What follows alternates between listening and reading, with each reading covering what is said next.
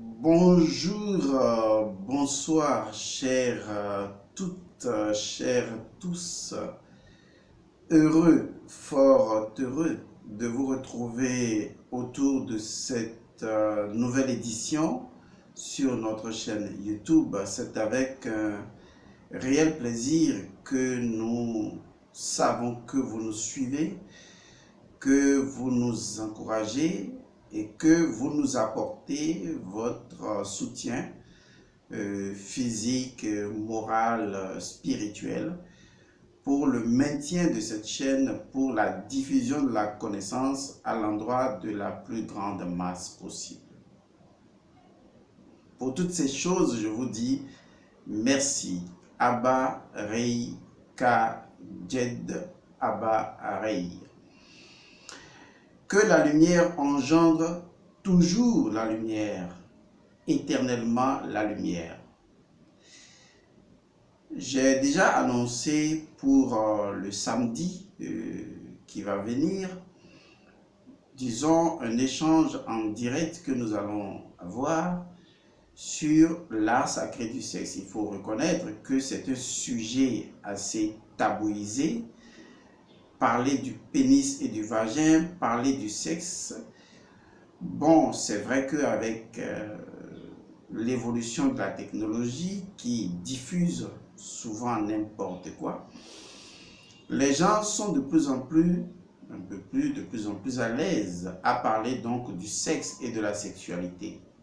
Mais ce n'est pas réellement vrai parce qu'il reste encore des dimensions que même dans une vie de couple, deux personnes adultes ne souhaitent pas aborder compte tenu de cette censure psychologique qui provient justement de notre éducation, surtout religieuse, et qui souvent, comme un tintamarre, dans nos oreilles, nous dit « Est-ce que ce que vous dites là, est-ce que ce que vous voulez sexuellement faire là, est-ce que… » Et donc, à un moment donné, on a toujours cette honte de la nudité. On en a fait quelque chose de normal et le contraire pourrait même être interprété autrement. Et pourtant, lorsqu'on parle, on parlera de l'art sacré du sexe, ce sera justement de parler du sexe, de la sexualité sans tabou. Et donc, que les personnes sensibles ne viennent pas à cet échange que nous allons avoir le samedi en direct. Si vous avez des bric-à-brac d'opinion qui, à un moment donné, comme des logiciels, formatent votre esprit et vous empêchent de vous ouvrir à des choses essentielles, parce que vous êtes dans un jugement théorique et souvent compulsif, eh bien, ce n'est pas la peine de participer donc à cet échange direct, parce que certaines choses, certains mots, certains propos pourrait éventuellement vous choquer et ce n'est vraiment pas notre intention de le faire. Donc nous vous avertissons que l'essentiel serait que vous vous absteniez d'être en direct avec nous ou même de suivre après cette diffusion concernant l'art sacré du sexe. Ce n'est qu'une première partie que j'appellerais même une partie introductive qui va durer en général 1 heure et ensuite nous allons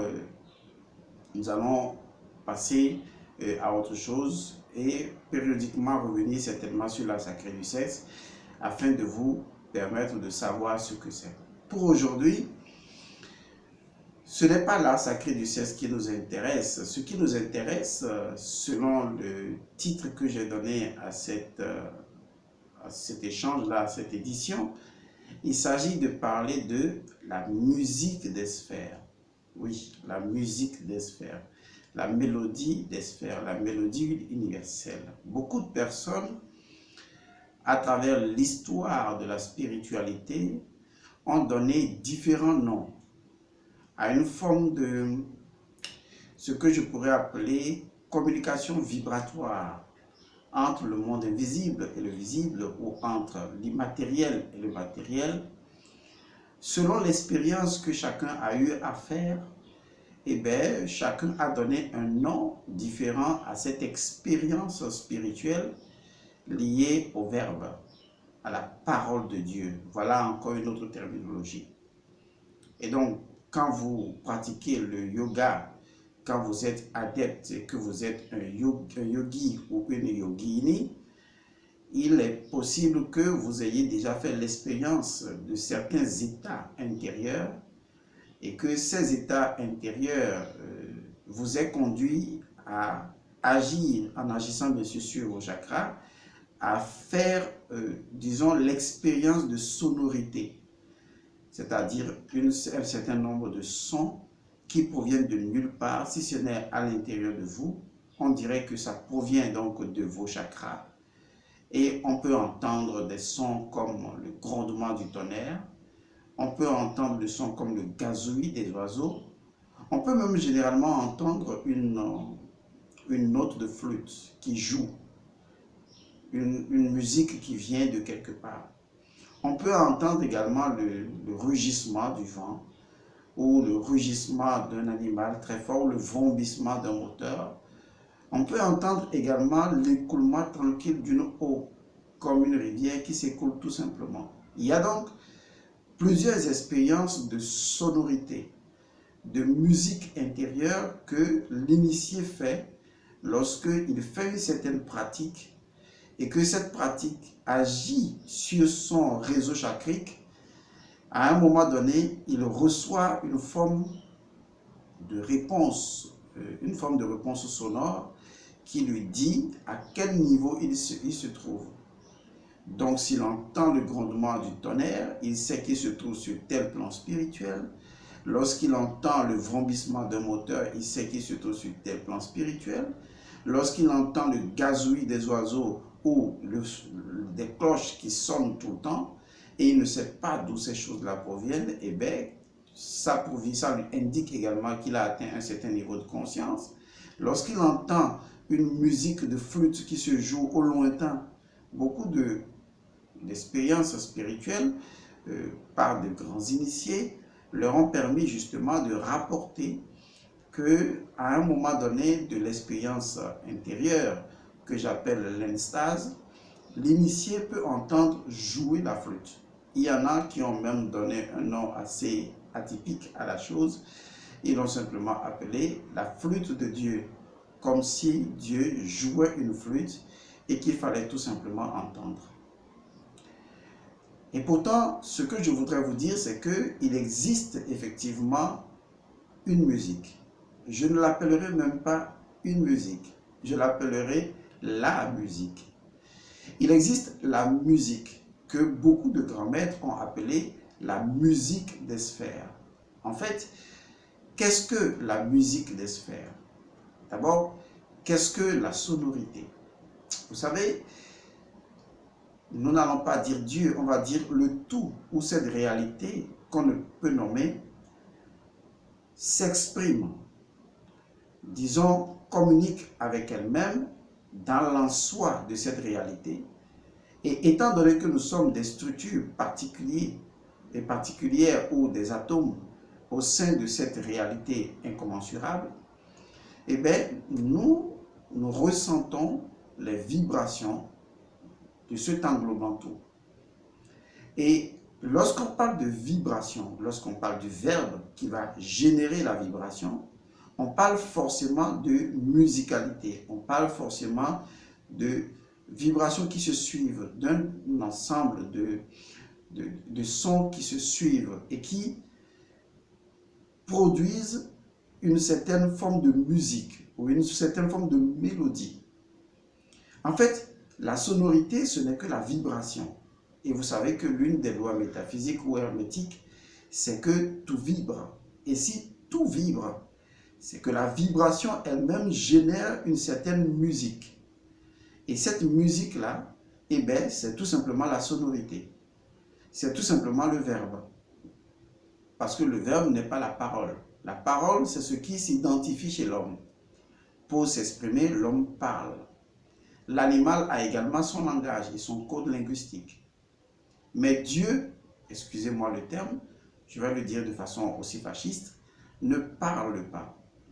On ne peut pas attribuer à l'homme le fait de parler. Ça ne veut pas dire qu'il n'y a pas de possibilité pour Dieu de parler. On ne va pas limiter ce qui n'est pas limitable.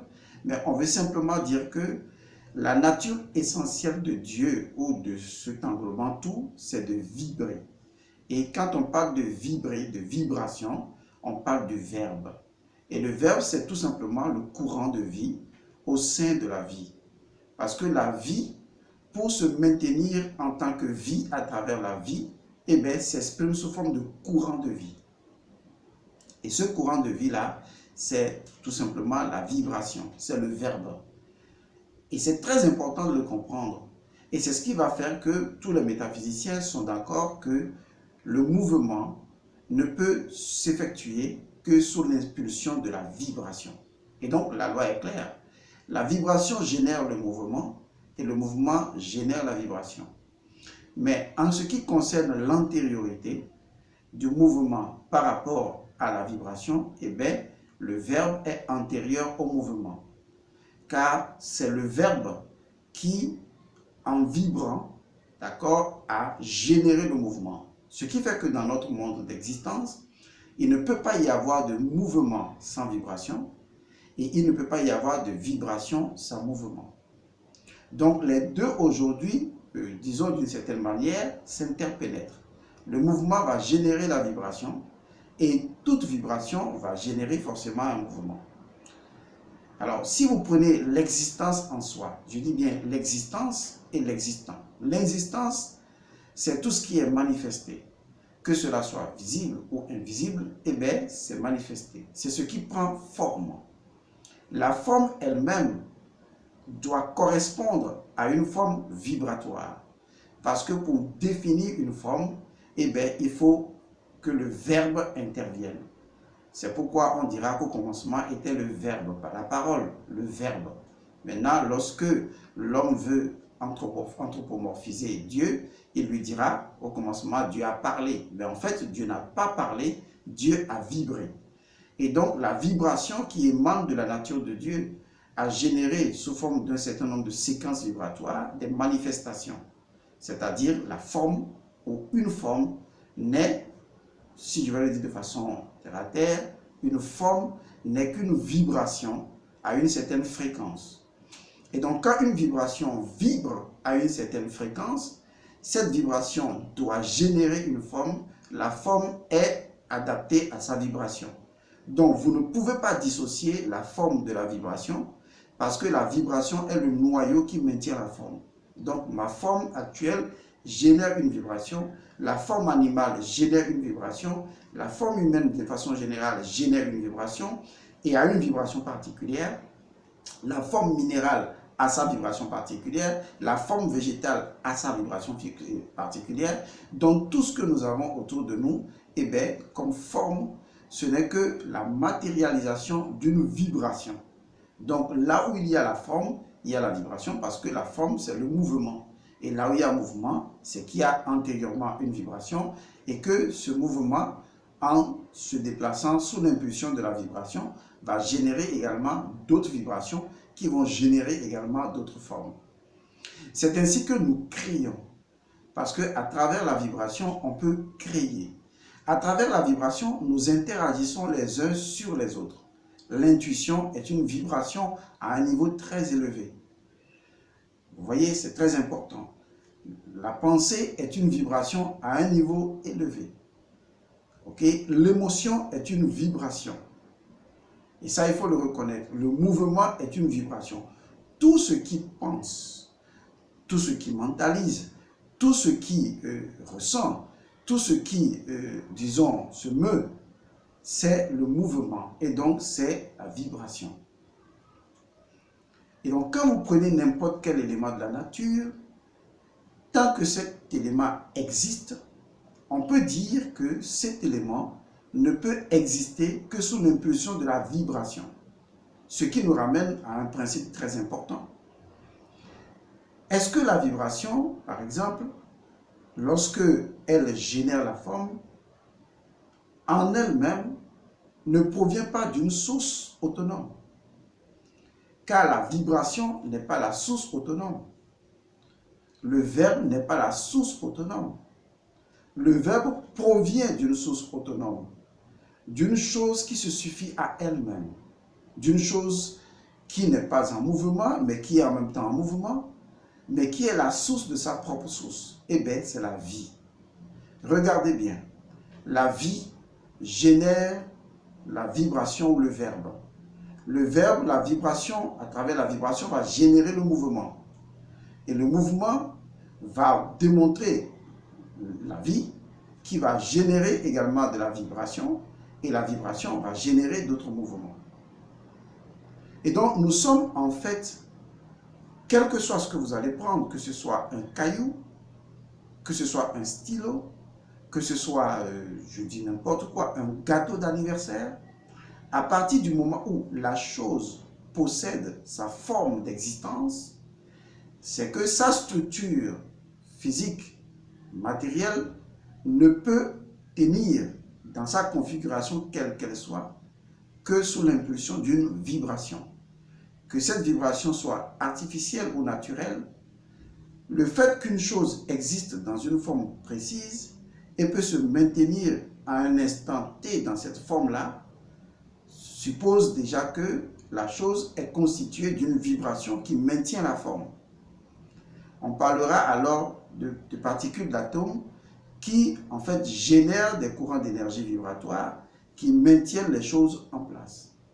Mais étant donné que tout provient de la vie et que la vibration elle-même n'est qu'une génération de la vie, eh bien, on dira que tout ce qui possède une forme et dont la forme est maintenue par une fréquence vibratoire, eh bien, cette chose-là possède en elle-même la vie.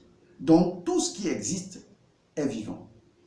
Il ne faut pas confondre la vie avec l'existence. Il y a une différence. Le fait de l'existence, tel que je me présente à vous, je suis un existant, vous n'allez pas confondre l'existence avec la vie.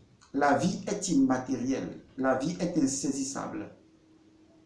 Ainsi, elle n'a pas de forme et donc, elle peut animer toute chose à sa façon. Donc, la vie anime la pierre à sa façon. La vie anime l'abeille à sa façon. La vie anime le minéral à sa façon. La vie anime le végétal à sa façon. La vie anime l'animal à sa façon. Donc, on ne peut pas dire qu'il y a une existence particulière qui posséderait la vie et qu'une autre existence ne la posséderait pas. Donc, je ne peux pas dire ici maintenant que la pierre n'est pas vivante parce qu'elle ne possède pas les mêmes mouvements d'existence comme par exemple le fait de respirer comme je le fais. On ne peut pas dire ça. Parce que la vie étant informe et au-delà donc de la forme donc transcendante, la vie étant dans un champ de non-mesurabilité, on ne peut pas lui associer une forme particulière de manifestation. En fait, la non-mesurabilité ou le caractère non-mesurabilité de la vie en fait une possibilité de génération infinie de manifestations d'elle-même, à tel point que les choses que vous supposez ne même pas être vivantes, eh bien, elles le sont. Tout comme par exemple, votre stylo est vivant. Votre stylo est bel et bien vivant. Vous ne pouvez accéder à ce champ de conscience qu'en faisant une analyse métaphysique. Et l'analyse métaphysique est simple. L'analyse métaphysique dit que la vie n'est pas propre à l'homme. La vie de l'homme, ce n'est qu'une forme de vie, mais ce n'est pas la vie, dans son caractère intrinsèque. Parce que vous verrez la vie sous d'autres formes, à tel point que vous ne devez pas confondre la forme de vie à la vie elle-même en tant qu'essence, au-delà de la forme. Parce que, qu'est-ce qui prouve qu'une table n'est pas vivante? Vous direz, mais oui, la comparaison se fera forcément avec l'homme ou avec l'animal ou avec une plante. Voilà. Et c'est là que vous faussez les choses. Cela veut dire que vous vous êtes fait une opinion de ce que la vie devait être. Et donc, comme vous n'en voyez pas les manifestations telles que vous les connaissez, sous la forme que vous les connaissez, eh bien, vous direz que la vie n'existe pas ici, là, à cet endroit. C'est ce qui fait dire à beaucoup de personnes que sur certaines planètes, il n'y a pas de vie, ou que certaines planètes ne sont pas vivantes. Parce que l'on va sur ces planètes-là avec les mêmes paramètres que les paramètres que nous avons dans notre sphère terrestre. Mais à partir de ce moment, vous verrez justement qu'il n'y a pas de vie sur les autres planètes. Mais vous ne posez pas la bonne question. Parce que, est-ce que la vie se manifeste seulement sur les formes que nous lui connaissons sur cette planète, ou la vie se manifeste-t-elle sous une autre forme qui jusque-là nous est inconnue? Et c'est ça la bonne réflexion, parce qu'il y a des formes de manifestation de la vie qui aujourd'hui nous seront toujours inconnues. Pourquoi? Parce que la vie étant dans un champ de non-mesurabilité et donc dans un champ d'inaccessibilité absolue, il serait illusoire de vouloir le confiner dans un certain nombre de manifestations jugées présentables pour elle, alors qu'elle serait là juste vivante à côté de nous, que nous ne la verrions pas. Est-ce que l'air que nous respirons est vivant? Mais bien sûr, l'air est vivant. L'eau est vivante, mais pas de la même vie que nous. Vous voyez, est-ce qu'un arbre est vivant? Oui, l'arbre est vivant, mais pas de la même vie que nous. Est-ce que si je coupe un arbre, je coupe ses branches en 1000 morceaux et que je prends un petit morceau de cette branche-là, dirais-je encore que ce petit morceau est vivant? Ben oui, ce petit morceau est vivant. Est-ce que vous voyez? Est-ce que si aujourd'hui je vais acheter, disons, un tissu au marché et que je découpe le tissu en 1000 morceaux et je prends un petit bout de ce tissu, dirais-je encore que ce petit bout de tissu est vivant? Ben oui, c'est vivant. Parce que l'autre question devait être, est-ce que ce bout de tissu a une forme? Est-ce que cette forme de ce bout de tissu n'est pas maintenue ou n'est-elle, on va poser la bonne question, n'est-elle pas maintenue par un ensemble de structures atomiques ou moléculaires qui permettent justement d'en saisir la forme? Si la réponse est oui, eh bien, est-ce que ces atomes ne proviennent pas d'une forme d'énergie ou ne génèrent-ils pas une forme d'énergie qui permettent justement de définir ce que nous appelons paille? Eh bien oui, mais c'est ça la vibration. Et à partir du moment où on est d'accord que toute structure possède des atomes qui lui sont propres et que les atomes sont la structure de champ de notre énergie ou le champ d'énergie de la chose et que l'énergie n'est qu'une forme d'émission vibratoire, eh bien nous comprenons qu'il y a présence de vibration et donc il y a présence de vie. Parce qu'il est impossible d'avoir de la vibration sans la vie, puisque c'est la vie qui génère la vibration. La vibration, c'est l'action de vibrer. Vibrer, c'est la vie en mouvement. C'est la vie qui agit. Quand la vie agit, on dit que la vie vibre.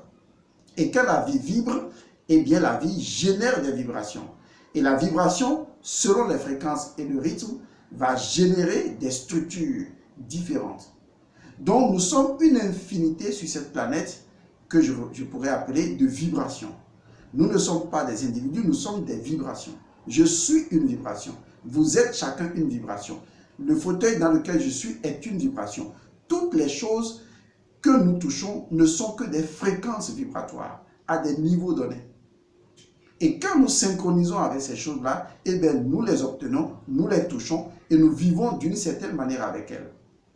Mais c'est là que ça devient intéressant. Car nous avons parlé de la musique des sphères. Eh bien oui, non seulement chaque élément de la vie, même un grain de sable, est vibration, donc vivant. Vous comprenez déjà? Cela veut dire en réalité que ce grain de sable qui vibre, ou ce morceau de tissu qui vibre, ou ce fauteuil qui vibre, ou même la chemise que je porte qui vibre, cette vibration génère en fait une certaine sonorité.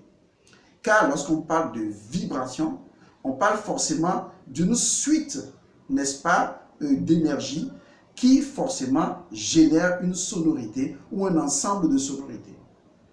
Et c'est là qu'on parle de musicalité. On parlera alors que vous qui m'écoutez, chacun est une musique vibratoire. Je suis une musique vibratoire. Le fauteuil est une musique vibratoire. Le vent est une musique vibratoire. Le tissu de ma chambre est une musique vibratoire. La télévision est une musique vibratoire. Parce qu'étant une fréquence vibratoire, c'est déjà une musique vibratoire. Alors maintenant, imaginez tout simplement, parce que vous ne pourrez pas comprendre. Moi, je le comprends parce que j'écoute et j'entends la musique des sphères depuis que j'étais en terminale. Et depuis ce moment jusqu'à aujourd'hui, cette musique des sphères ne m'a jamais quitté. Je l'entends tout le temps. Et donc, je ne médite même pas, en fait. Je ne fais qu'écouter la musique des sphères.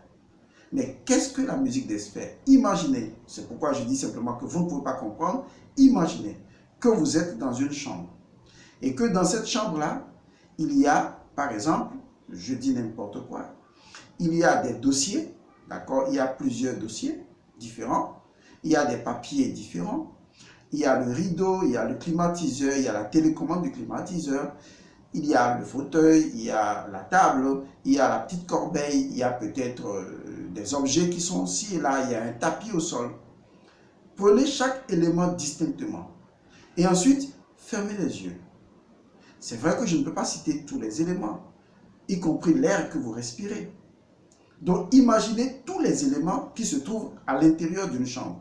Parce que c'est l'exemple de la chambre qui nous permettra d'aller plus loin dans l'univers. Eh bien, quand vous prenez tous ces éléments de votre chambre que vous connaissez ou du lieu où vous êtes en ce moment, bien, même si je prends ce qui est derrière moi, le tableau qui est derrière moi, vous allez voir la croix de vie qui a sa vibration, le panneau sur lequel c'est, il a sa vibration, le jet a sa vibration, tout ce qui existe a une vibration et donc sa musique. Maintenant, imaginez tout simplement. Je ne peux pas vous dire comment, mais imaginez que en un instant, vous arrivez à entendre, d'abord à écouter et à entendre en même temps. Chaque élément de la chambre, vous entendez, vous écoutez, vous entendez en même temps la musique qu'émet chaque élément de la chambre. Imaginez un orchestre et chacun doit jouer d'un son particulier. Et vous avez dans cet orchestre-là 1000 personnes et chaque personne a une sonorité à apporter. Et qu'il y a des gens qui jouent de la main, il y a des gens qui claquent de doigts, il y a des gens qui font hou hou hou, il y a d'autres qui tapent du pied, il y a d'autres qui applaudissent. Chacun a un son à émettre. Et ensuite, vous êtes le chef d'orchestre. Et vous ne leur demandez pas de jouer une musique particulière, non. Vous décidez d'écouter chaque son que chaque membre de l'orchestre émet. C'est exactement l'expérience que je vous invite à faire. Vous êtes dans votre chambre ou dans votre bureau et vous savez que chaque élément vibre et par conséquent, chaque élément joue une musique. Et au même moment, vous écoutez la musique de chaque élément en même temps. Tout de suite, ici, là, tous les éléments, leur musique, chaque élément, sa musique, vous l'entendez en même temps. Et quand vous l'entendez dans une forme d'harmonie ou dans une harmonie particulière qui en fait une musique. Et que c'est si extraordinaire que cette musique, d'une certaine façon, change tout le temps. Comme si, lorsqu'une gamme avait pris le dessus, c'est une autre gamme qui prend. Et que tout de suite, ça se mélange, mais il y a un rythme, une harmonie, ou un ensemble infini de rythmes, ou un ensemble infini d'harmonie, de cohérence, qui en font toute une merveille. Maintenant, quittez votre chambre et expansez votre esprit jusqu'à l'infiniment grand. Et imaginez que vous avez la Terre et tout ce qui existe sur la Terre. Vous avez les étoiles, vous avez les planètes, vous avez les atomes infinis qui existent dans l'englouement tout de l'univers. Vous avez d'autres univers qui sont remplis d'autres univers. Vous avez le monde souterrain, vous avez sous les eaux. Imaginez l'englobant tout. Et maintenant, on vous dit que chaque élément de l'englobant tout à l'infini du tout émet une fréquence vibratoire et que l'ensemble s'entend dans une cohérence, dans une musicalité, dans une harmonie, et que vous êtes en mesure de l'entendre. La musique des sphères. Voilà tout simplement ce que ça veut dire. Donc, il ne s'agit pas de paroles, il s'agit de verbes, il s'agit de musique. Et comme je le disais tantôt, j'ai commencé à entendre la musique des sphères depuis que j'étais en terminale. Et aujourd'hui, je l'entends. S'il y a un premier secret que Elmancio Godson détient, c'est d'avoir accompli l'écoute de la musique des sphères. Et donc, la plupart du temps, les connaissances qui foisonnent en moi, et souvent des connaissances dont j'ignore même la source de provenance, en fait, proviennent tout simplement toutes de la musique des sphères. Lorsque je l'entends, lorsque je fais des expériences pendant que je l'entends, lorsque cette musique me transporte dans des univers et que je fais des expériences les plus extraordinaires, je n'ai pas besoin de fermer les yeux et de chanter un son. J'ai tout simplement besoin de rester là et de l'écouter. Et quand je l'écoute, eh bien, je comprends des choses que je n'étais pas censé comprendre. En réalité, la totalité de la connaissance de l'englobement, tout se trouve dans la musique des sphères. Mais lorsque vous entendez cette musique, vous n'entendez pas des mots. Et donc, ne cherchez pas à décortiquer une information comme quoi la musique des sphères va vous dire « Bonjour, comment tu vas ?» Non, ce n'est pas cela. C'est qu'en écoutant la musique des sphères, vous laissez votre cerveau, oui, qui est fort bien limité, vous laissez votre cerveau s'adapter à toutes les formes de musicalité qui émanent de la musique des sphères à l'infini. Parce qu'il devrait y avoir un ajustement entre votre cerveau et la musique des sphères. Ce n'est pas facile, mais lorsque vous laissez votre cerveau s'ouvrir, lorsque vous laissez la musique des sphères prendre votre cerveau, lorsque vous laissez votre cerveau évoluer dans un champ de fréquence encore plus élevé, vous êtes en mesure de comprendre les choses les plus complexes. Laissez-moi vous dire que si quelqu'un ne comprend pas ce que vous dites, ce n'est pas qu'il n'a pas de cerveau. Il a le même cerveau que vous. Mais il n'est pas à la bonne fréquence vibratoire pour comprendre l'échange que vous faites avec lui. Des fois, il faut qu'il écoute plusieurs fois ce que vous lui dites, ou qu'il écoute plusieurs fois un audio ou une vidéo telle que ce que je fais en ce moment, pour que, au fur et à mesure qu'il l'écoute, eh bien, son cerveau, en écoutant les mots, ajuste sa vibration pour saisir. Et quand les vibrations s'ajustent aux atomes vibratoires de ce qu'il entend, eh bien, il dit, il comprend. Qu'est-ce que la compréhension? C'est l'ajustement vibratoire entre l'individu et la connaissance qui lui est distillée. Vous voyez, lorsque j'entends cette musique-là, je suis inondé de béatitude, de bonheur, de joie, de profondeur. Vous ne pouvez pas dire que vous êtes un instructeur spirituel si entre-temps, l'Esprit divin ne vous a pas mangé et que vous ne l'avez pas mangé et que, en fait, vous n'avez pas été affecté d'une manière. En fait, lorsque vous atteignez la réalisation de soi, cela devrait laisser sur vous une trace indélébile, une trace qui maintient la communication entre l'invisible et vous. En ce qui me concerne, c'est la musique des sphères. J'ai appelé cette technique-là le Nada Yoga. Je vous remercie de m'avoir suivi.